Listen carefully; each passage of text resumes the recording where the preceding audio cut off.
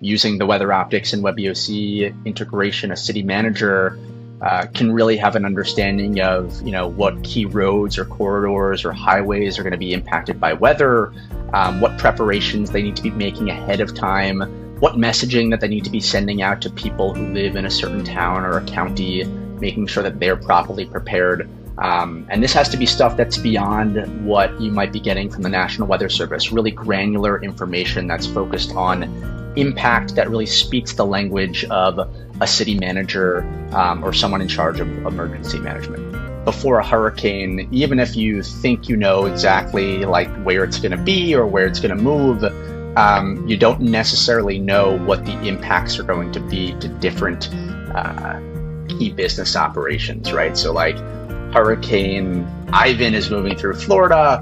How many customers are going to lose power? Or what kind of tree damage is there going to be? What is the cost? How much is the damage going to cost for a given county? When can my drivers move in supplies before a storm? And when can they move supplies out or throughout a region during a storm?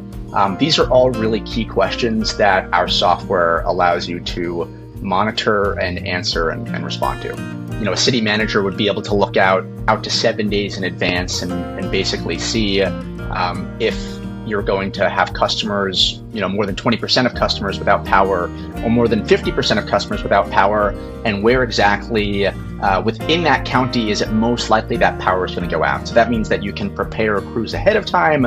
Towns and cities and states over-prepare or under-prepare for events, and using the WeatherOptics data, we're trying to cut down on that happening. So having a better understanding of exactly the strength of a storm and an impact in Florida versus Texas versus Louisiana, all see different sort of impacts depending on where a hurricane's going, how strong it is, what the infrastructure is at the coastline.